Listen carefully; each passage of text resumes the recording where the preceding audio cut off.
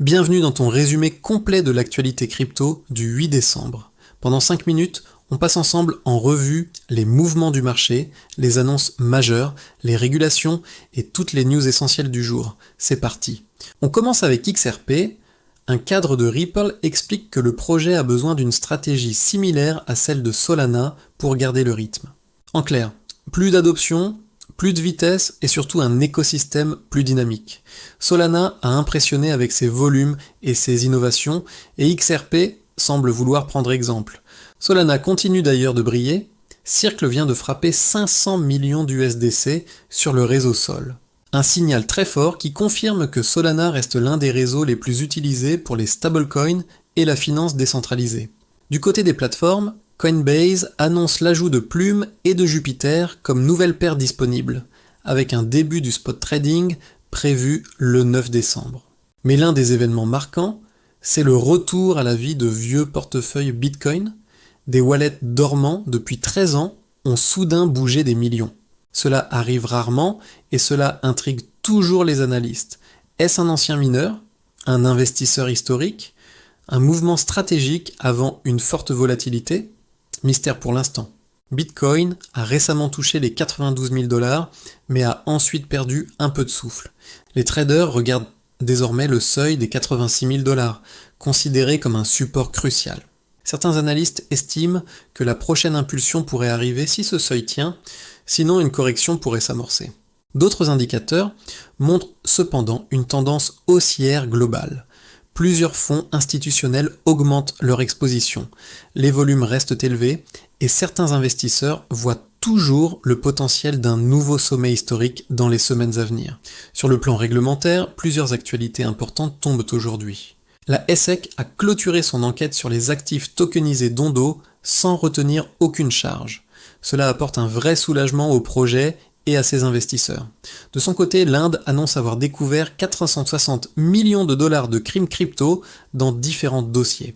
Le pays appelle maintenant à une régulation crypto mondiale, rappelant que la criminalité numérique dépasse largement les frontières nationales. Toujours côté institutionnel, nouvelle avancée majeure.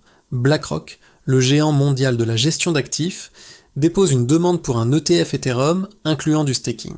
C'est une première, et cela pourrait ouvrir la porte à de nouveaux produits financiers basés sur Ethereum. En parallèle, une analyse signale que Strategy a réalisé l'un de ses plus gros achats de Bitcoin depuis juillet, confirmant que les institutionnels continuent de renforcer leur position malgré la volatilité. Plusieurs projets annoncent des avancées significatives. TradingView s'associe à Moodring pour créer une bague connectée directement liée au compte de trading. Un concept inédit entre wearable tech et finance. La plateforme de staking sur Solana, Pi, lève 5 millions de dollars lors d'un tour mené par Variant et Coinbase Ventures. Ces financements montrent clairement que l'écosystème Solana continue d'attirer les investisseurs. Ton Network, lui, réduit ses coûts de cloud, signe que le réseau optimise ses infrastructures pour améliorer la scalabilité. Côté altcoin, XRP évolue dans une zone stable, entre 2,00 et 2,20 $, malgré une vente de 510 millions. Taum poursuit sa progression après l'annonce d'une optimisation de ses frais cloud. Throne, en revanche, affiche une performance en baisse comparée à Bitcoin cette année, mais le réseau reste l'un des plus utilisés pour les stablecoins. Ondo respire mieux après la décision de la SEC, ce qui pourrait redonner confiance à son écosystème. Au niveau macro, une annonce attire l'attention.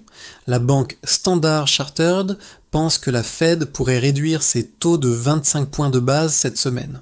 Une baisse des taux serait positive pour les actifs risqués, dont les cryptos.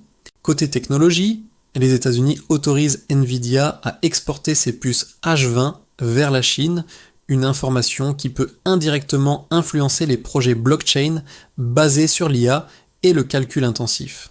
Voilà pour ton actu crypto complète du 8 décembre. Merci d'avoir regardé et on se retrouve demain pour un nouveau briefing.